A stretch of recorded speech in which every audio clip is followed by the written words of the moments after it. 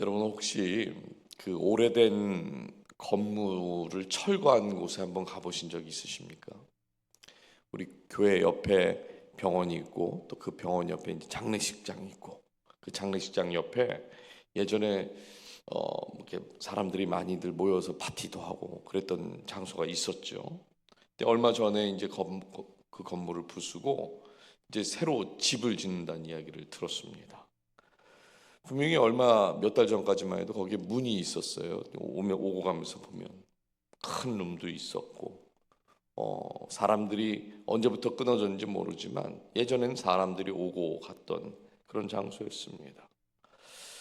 그런데 포크레인이 들어오고 이 건물을 이렇게 부수고 큰 돌들이 작게 변하면서 그 자리가 텅 비었습니다. 그런데 똑같은 이렇게 빈 땅을 보면서 사람마다 보는 게 다른 것 같습니다. 우리 교회가 이제 불이 나고 그곳에서 주일 예배를 한동안 드렸다는 이야기를 들었어요. 그런 분들은 그 장소를 지날 때마다 예전에 거기서 예배 드렸던 모습을 머릿속에 그려봅니다. 그런데 건축을 하는 사람들을 보면 이 같은 빈 땅을 보는데도 다른 것을 봐요. 아직 아무것도 세워지지 않았는데 어느 방향의 문을 만들어야 하는지, 또 건물과 건물 사이에 뭐 어떤 나무를 심는다든지 이런 것들을 다 봅니다. 그러니까 건축가들은 빈 땅에서도 새로운 것들을 보게 되는 것이죠. 우리가 함께 읽은 이 에스겔서 40장의 말씀은 이 무언가가 완전히 무너진 그 자리에서 시작을 알리고 있습니다. 1절 한번 다시 보실까요? 우리가 사로잡힌 지 25째 해요. 그 해 초 열째 날 곧 성이 함락한 후 14째 해 그날에 여호와의 권능이 내게 임하여 나를 데리고 이스라엘 땅으로 가시되. 이스라엘 백성들이 바벨론 포로로 끌려온 지가 25년이 된 겁니다. 그리고 예루살렘 성전이 완전히 무너진 것도 14년이 지났대요. 그러니까 예루살렘이라는 도시만 무너진 것이 아니라 하나님의 성전까지도 같이 무너진 거죠. 이스라엘에게 있어서 성전은 단순한 건물이 아니었습니다. 하나님과 그 이스라엘이 그 하나님께서 이스라엘과 함께 하신다는 그 상징적인 장소가 바로 성전이었잖아요. 근데 그 성전이 14년 전에 무너진 겁니다. 여러분, 포로로 끌려왔던 사람들이 처음에는 어떤 생각을 했을까요? 다시 돌아갈 수 있겠지? 아유, 조금 있으면 하나님이 다시 우리를 회복시켜 주시겠지? 아마 이것을 기대했을 거고 기도를 했을 겁니다. 그런데 1년이 지나고 3년, 5년, 10년, 어느덧 14년이 흘렀습니다. 여러분, 시간이 오래 지나면요, 어떤 상황만 달라지는 게 아니에요. 사람의 마음도 달라집니다. 처음엔 간절히 기다렸던 사람도 이 10년이 넘은 시간이 지나가면 기대를 내려놓기 시작한다는 거예요. 언젠가 돌아가겠지라고 생각했던 것들이 이제는 기다려도 안 되나 보다. 그냥 이렇게 사는 것이 우리의 팔자인가 보네. 이렇게 생각한다는 거예요. 어쩌면 이스라엘 백성들도 이런 마음을 가졌는지 모르겠습니다. 그런데 바로 그때에 하나님께서 에스겔 선지자에게 놀라운 것을 보여주시는 거예요. 그러니까 무너진 성전만 보여주신 게 아니라 하나님께서 다시 세우실 성전을 보여주시는데, 여러분, 지금 이스라엘 백성들이 뭘 보고 있습니까? 다 무너져서 무너진 그 폐허를 보고 있는 겁니다. 근데 하나님께서는 에스겔을 데려다가 그 폐허 너머를 지금 보게 하시는 거죠. 그렇다고 오늘 이 말씀이 현실을 외면하라고 하는 말씀인가? 그렇지 않아요. 무너졌는데 무너지지 않았다고 생각하라는 말씀도 아니고, 힘든데 힘들지 않다고 그렇게 믿어라 라고 하는 말씀도 아닙니다. 실제 성전 무너졌습니다. 예루살렘 그야말로 폐허가 되었고 이스라엘 백성들은 바벨론의 포로로 끌려가서 살고 있어요. 이것이 현실이고 하나님도 이런 현실을 부정하지 않으시는데, 그런데 지금 하나님께서 말씀하신 건 뭐냐면 지금 너희가 보고 있는 그것이 전부가 아니다라고 하는 것입니다. 그렇다면 여러분, 무너진 자리에서 믿음의 사람들은 무엇을 봐야 할까요? 오늘 말씀을 통해서 이제 하나님께서 우리에게 보여주신 두 가지를 함께 살펴볼 건데, 첫 번째는 하나님은 폐허 너머를 보게 하신다는 거예요. 하나님은 폐허 너머를 보게 하십니다. 1절을 보니까 하나님께서 에스겔에게 이제 환상을 보여주시면서 이때가 언제인지 구체적으로 기록을 하는데, 1절 다시 한번 보시면 우르기가 사로잡힌 지 25째 해에 성이 함락된 후 14째 해라고 합니다. 그러니까 좀 전에 말씀드린 것처럼 바벨론 포로로 끌려온 지가 24년이고 예루살렘 성전이 무너진 지가 14년이 지난 거예요. 근데 마지막 1절 마지막 걸 보니까 뭐라고 그래요?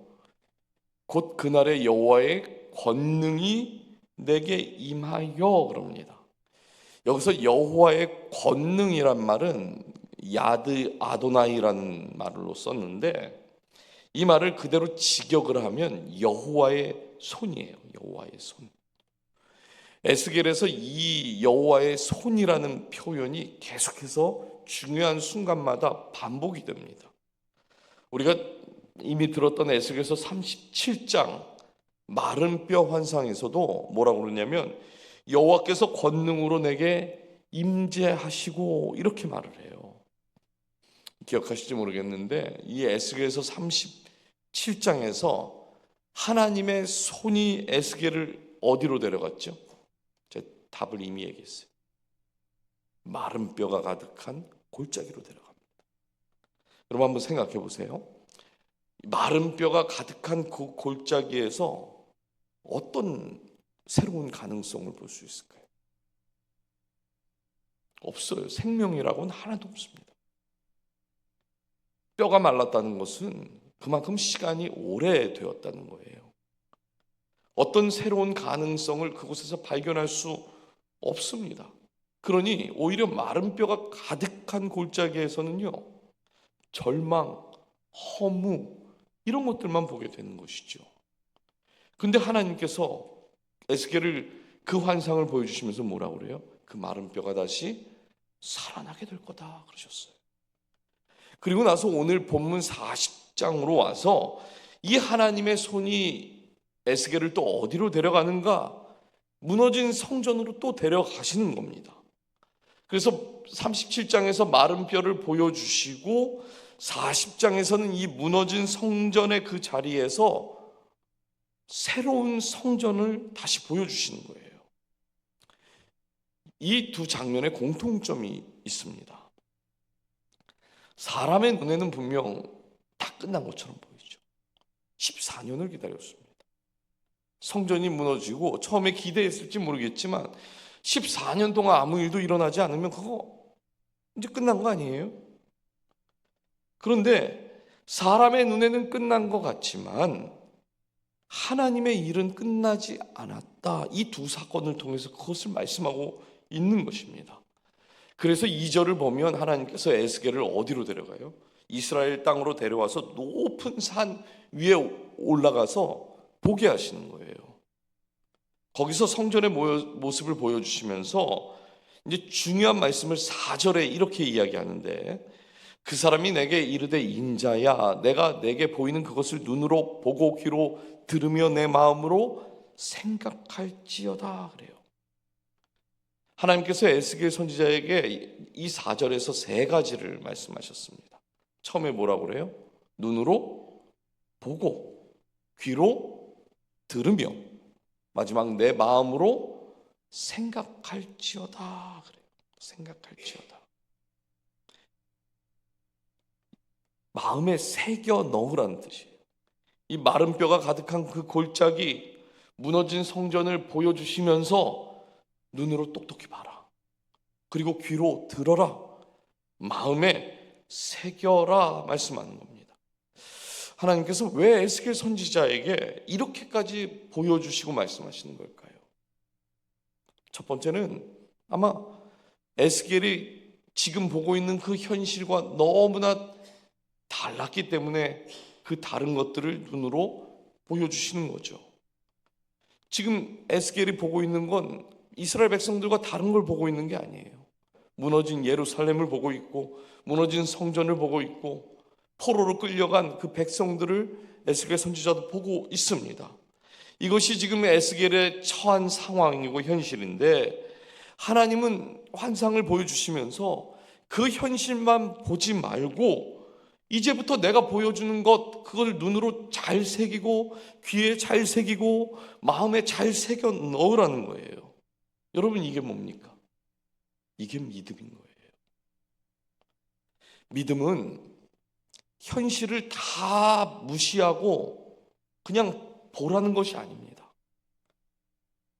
현실은 어려운데 괜찮다고 스스로 생각할 수 있잖아요.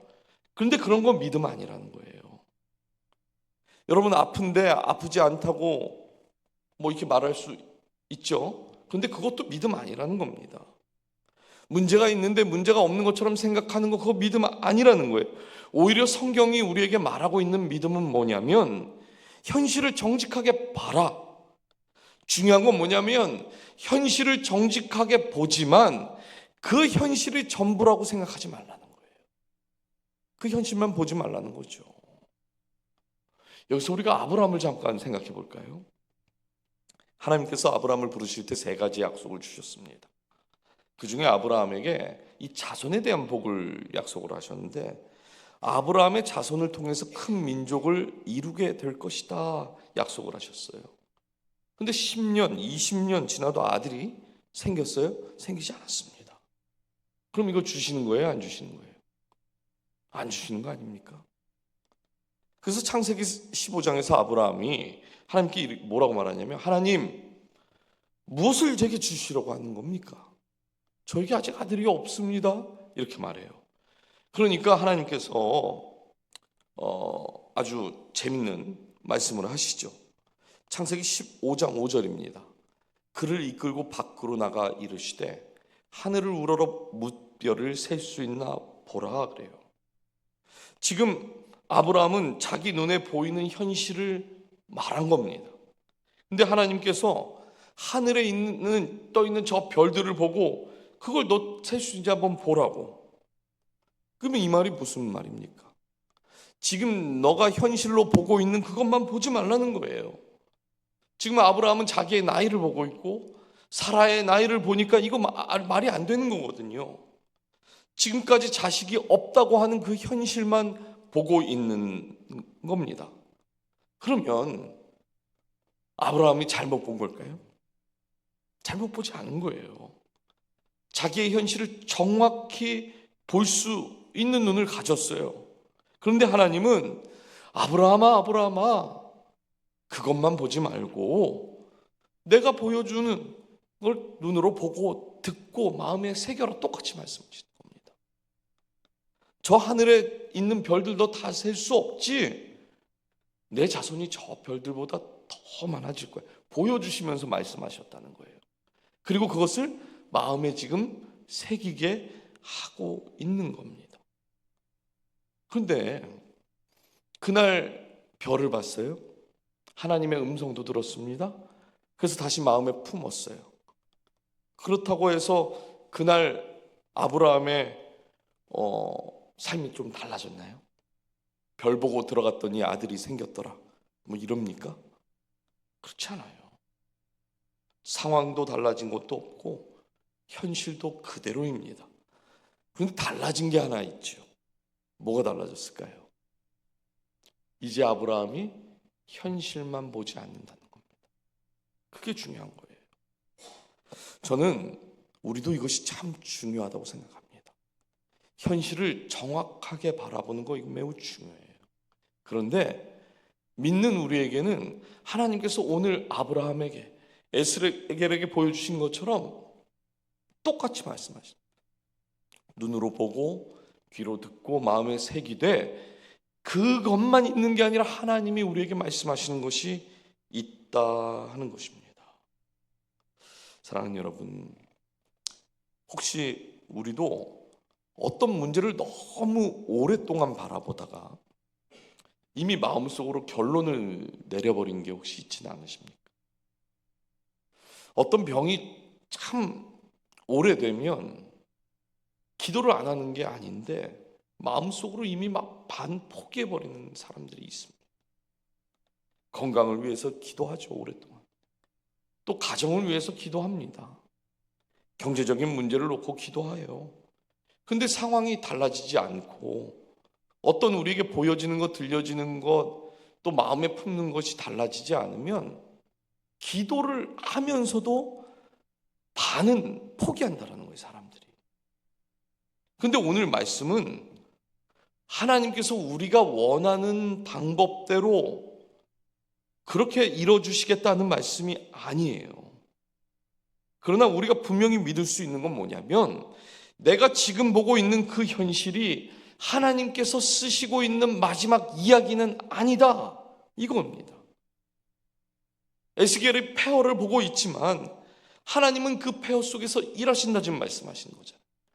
아브라함에게 10년, 20년 기다려도 아들이 생기지 않았지만 그 별들을 보게 하시고 그 숫자를 세어보라고 하시고 말씀을 하시고 그 현실 너머에서 지금 일하고 있다는 것을 보라고 말씀하시는 거예요. 그러면 우리가 자꾸만 기도하고 기다리면서 상황이 바뀌지 않고 현실이 바뀌지 않을 때 우리가 그럼 뭘 해야 되는 겁니까? 지금 에스겔을 통해서 해주신 게 뭐예요? 뭐 환상 꿈에서 이렇게 쫙 불러가지고 높은 산에 데려다 놓고 거기서 말씀하시는 뭐 일들도 없는 건 아니겠지만 우리에게는 이 하나님 말씀이 있는 거잖아요. 이 하나님의 말씀을 그래서 가까이 해야 하는 것입니다. 이 말씀을 가까이 해야지만 눈으로 보고 귀로 들리고 마음에 새겨져야지만 우리가 지금 처한 이 현실과 상황이 변하지 않고 오랫동안 기도를 해도 우리가 바라보는 것이 다르기 때문에 하나님의 일하심도 믿을 수가 있는 것이죠. 그래서 뭘 해야 하는가? 내가 먼저 내 인생에 대고 결론 내지 않는 겁니다. 내가 먼저 결론 내면 안 되는 거예요. 하나님이 일하고 계시니까 내 인생에 결론 내리 마시고 뭐라고 그러세요? 보라, 들으라, 그리고 마음에 생각해라. 이 말씀을 우리도 새기고 그렇게 눈으로 보고 듣고 마음에 새기기를 주님 이름으로 축복합니다. 마지막 두 번째입니다. 하나님은 무너진 경계를 다시 세우세요. 무너진 경계를. 이 5절부터 이렇게 말씀을 읽어보면 조금 이상할 정도로 한 가지가 계속 반복이 돼요. 바로 이제 측량을 해요. 측량. 5절을 보니까 성전 바깥 채담을 측량을 하고 이제 6절부터 동쪽 문으로 들어가서 문지방을 측량하고 문간방을 측량하고 또 그 사이의 벽을 또 측량하고 현관을 측량하고 그러니까 또 계속 재고 또 재는 이야기만 나와요. 말씀을 준비하다 이런 말씀 만나면요 시험이 찾아옵니다. 성경에 보면 뭐 크기는 몇 척이고 길이는 뭐 얼마다, 방의 크기가 얼마다 이런 구절들이 있거든요. 또 누굴 낳고 이런 얘기들 나오는 구절들이 있어요. 이런 본문을 만나면 이 설교한 사람들은요 이걸 가지고 뭘 어떻게 설교를 해야 되나 이 고민이 됩니다. 그리고 속으로 솔직히 이런 생각이 돼요. 이걸 꼭 우리가 다 이걸 알고 있어야 돼? 그 옛날에 역사 공부할 때 그런 거 있잖아요. 어디서 어떤 사건이 있었는지만 알면 되는데 꼭 시험 문제를 내면 선생님이 몇 년에 그 일이 일어났냐고 물어봐. 그거 어떻게 하냐고. 그렇죠? 근데 말씀을 묵상하는데 이 4절 우리가 앞에서 봤던 이 4절이 마음에 확 들어오는 거예요. 4절을 뭐라고 그랬어요? 눈으로 보고 귀로 듣고 마음이 새기라잖아요. 그러면 이 5절부터 나오는 이 측량 이거 그냥 지나치지 말라는 겁니다. 이 측량하다라는 거는 우리가 잘 아는 것처럼 길이를 재거나 크기를 가늠해 보는 거죠. 지금 하나님께서 에스겔에게 새로운 성전을 보여주셨어요. 이게 무슨 의미일까요? 새로운 성전을 보여주시면서 그 길이가 얼마고 크기가 얼마고 이거를 왜 이야기하시는 걸까요? 성전이 그냥 아무렇게나 지어지는 거 아니라는 겁니다. 벽의 길이가 정해져 있고 문지방의 크기와 방의 크기가 다 정확하게 정해져 있어요. 모든 것을 하나님께서 다 측량하신다는 겁니다. 그럼 여기서 우리가 이제 질문을 하게 되죠. 아니, 뭐 이렇게 그 하나님의 성전을 측량하냐는 거죠. 오늘날 뭐 집이나 건물들 보면 정확하게 몇 스퀘어핏이냐 뭐 이런 게 나옵니다. 왜냐하면 오늘날 건물에는 가치가 있잖아요. 그리고 그 가치에 따라서 가격을 매겨줍니다. 그런데 성전은 어때요? 뭐 오늘날 우리 교회의 가치도 있더라고요. 그러나 당시 성전에 무슨 건물의 값이 매겨져 있을 수 있습니까? 그런 거 아니잖아요. 그래서 이 질문에 우리가 답을 얻으려면 이 에스겔이 먼저 보았던 성전을 좀 우리가 봐야 돼요. 그것이 에스겔 8장을 보면 하나님께서 에스겔에게 예루살렘 성전을 먼저 보여주셨습니다. 이 겉으로 보기에는 거기에 벽도 있고 문도 있고 뭐 제사장도 있고 사람들도 거기에 다 있어요. 그리고 사람들이 그곳을 하나님의 성전이라고 부릅니다. 근데 하나님께서 그 에스겔을 예루살렘 성전 안을 보여주시는데 아주 충격적인 장면이 나오죠. 성전 안에 우상이 들어와 있는 거예요. 이스라엘의 장로들이 그 성전 안에서 우상을 향해서 향을 피우고 절하고 있습니다. 여인들은 그 이방신인 담무스를 위해서 막 울고 있는 장면을 보여주시고, 사람들이 하나님의 성전을 등지고 태양을 향해서 절을 하고 있는 장면을 에스겔에게 보여주시는 거예요. 분명히 하나님께서 에스겔에게 보여주신 그 예루살렘 성전은 성전 맞습니다. 그런데 그 안에서 일어나는 일은 성전이라고 볼 수가 없는 것이죠. 성전에 벽이 서 있었지만 뭐가 무너진 거예요? 거기서 거룩의 벽이 무너져 있었던 거예요. 하나님을 예배하면서 동시에 우상을 섬기고 하나님의 백성이라고 말하면서 세상의 방식으로 살아가고 있더라는 겁니다. 결국 그래서 에스겔 10장, 11장 여기 와서 너무 비극적인 일이 일어나는데 하나님의 영광이 성전에서 떠나버려요. 하나님의 영광. 건물은 그대로 있습니다. 그런데 하나님의 영광이 그 성전에서 떠나버린 거예요. 그러면 이스라엘의 진짜 문제는 뭡니까? 성전이 무너진 게 아니죠. 하나님의 영광이 그 이스라엘로부터 떠났다는 게 문제인 거예요. 하나님을 하나님답게 섬기는 그 거룩함이 무너진 게 이스라엘의 진짜 문제였던 것입니다. 근데 오늘 이 에스겔 40장에 와서 하나님께서 새로운 성전을 보여주시면서 가장 먼저 무엇을 보여주는가? 5절 앞부분을 이제 보세요. 5절 앞부분 보니까 내가 본즉, 에스겔이 본 거예요. 집 바깥 사방으로 뭐가 있대요? 담이 있더라 그래요. 담을 보여주세요. 그러면서 담을 측량하시는 겁니다. 왜 담이 필요한 걸까? 에스겔서 42장 20절에 그 답을 주는데 한번 읽어주실까요? 시작.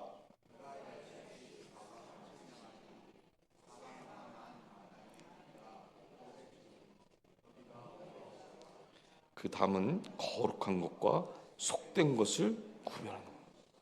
하나님께서 왜 이렇게 측량하셨다고요? 거룩한 것과 속된 것을 구별하기 위하여 담을 세우시는 거예요.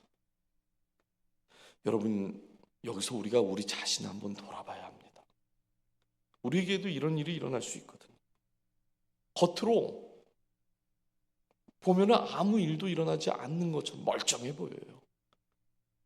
신약에 보면은 우리가 예수 그리스도를 믿고 그 주님이 우리 안에 계시면 우리의 몸을 뭐라고 해요? 거룩한 성전이라고 하죠.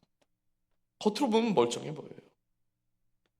많은 분들이 저에게 우리 교회 50년 동안 아무 문제 없었다고, 평안했다고 말씀해 주셔요. 참 감사하죠. 지난 52년 동안 주일 예배 안 드린 적이 있습니까? 잘 드렸습니다. 새벽을 깨우는 기도의 용사들이 있었어요. 성경 통독도 하고요. 주중 예배, 목장 모임도 우리 다 같이 씁니다. 그리고 교회에서 직분 가지고 섬기는 분들도 많이 계세요. 근데 여러분, 이런 것과 내 삶의 하나님의 경계가 분명하게 세워져 있는가 하는 것은 또 다른 문제인 거예요. 에스겔 8장에 나오는 사람들도 성전 밖에 있던 사람이 아니라 성전 안에 있던 사람이에요. 성전 안에 있어요. 문제는 성전 안에 있으면서도 삶의 경계가 무너져 있었던 겁니다. 그렇다면 오늘 우리도 물어야겠죠. 내 삶에 하나님의 경계가 분명하게 세워져 있는가? 이걸 물으셔야 돼요. 내가 하는 말에 경계가 세워져 있는가? 내가 막 화가 난다고 해서 하면 안 되는 말까지 막 다른 사람들한테 하고 있는가? 내가 물질을 사용하고 있는데 하나님의 기준을 가지고 그 물질을 사용하고 있는가? 눈으로 보고 귀로 듣고 마음에 우리가 품고 있는 것에 경계가 있는가? 여러분, 이걸 물어보셔야 돼요. 그리고 무엇보다 우리에게 중요한 질문이 있습니다. 내가 어떤 것을 결정할 때에 그 마지막 결정하는 기준이 뭐냐는 거예요.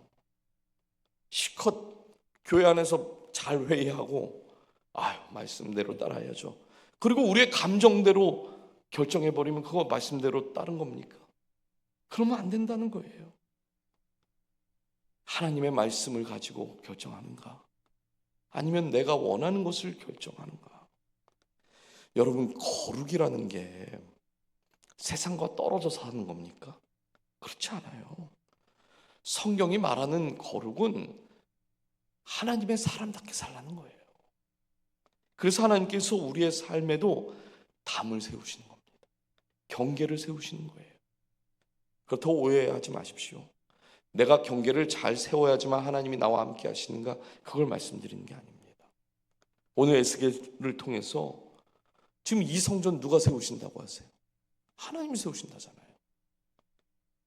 하나님께서 에스겔을 데리고 가셔서 보여주시고 측량도 하게 하십니다. 그러면 회복도 다 하나님께 있는 거예요. 에스겔서 36장 25절부터 27절까지 우리 한 목소리로 한번 좀 읽어볼게요. 시작.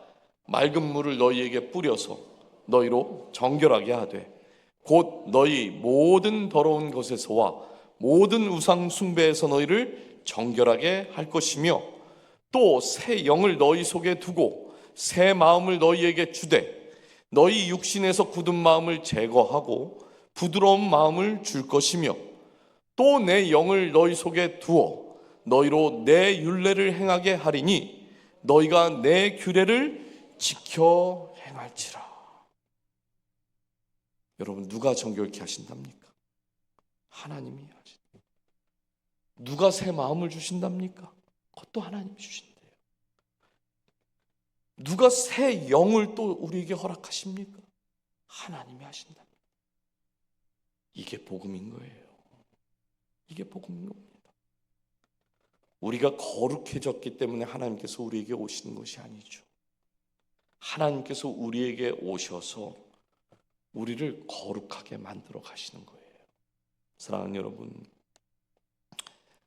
오늘 하나님께서 저와 여러분의 삶도 다시 측량하실 수 있도록 한번 내어드렸으면 좋겠습니다. 혹시 무너진 경계가 있다면 그걸 반드시 다시 세워야 돼요. 경계가 무너진 상태로 다시 세울 수 없다 말씀하고 있잖아요. 그래서 그 말씀 앞에서 내 생각을 측량하고 내 말을 측량하고 내 관계를 측량하고 내가 사용하는 시간, 물질도 측량해보고 또 아무도 보지 않는 곳에서의 내 삶도 측량해보는 거예요. 그러면 하나님께서 무너진 것을 다시 세우실 때 오늘 에스겔에게 예전의 건물을 보여주셨나요? 그게 아닙니다. 하나님은 무너진 것을 다시 세우실 때 오늘 말씀처럼 뭐예요? 마음도 새롭게 하시고 새 영도 부어주시고 무너진 경계를 완전히 다 새롭게 해서 정말 하나님께 속한 거룩한 사람들, 거룩한 교회로 만들어 가실 줄 믿습니다. 그러므로 폐허만 보지 마십시오. 지금 무너져 있는 모습들을 보지 마세요. 우리 교회 잘 나갈 겁니다. 어디로 나갈지 모르겠지만 그걸 바라보세요. 기대하십시오. 그리고 말씀을 붙들고 어떤 일을 결정하게 될 때 그 말씀으로 측량하는 거예요.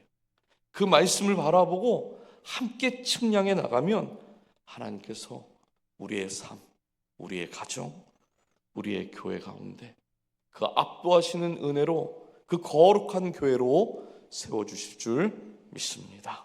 그런 은혜를 누리는 저와 여러분이 되기를 주님의 이름으로 축복합니다. 우리 이 시간 같이 주신 말씀 붙들고 먼저 기도하기 원합니다.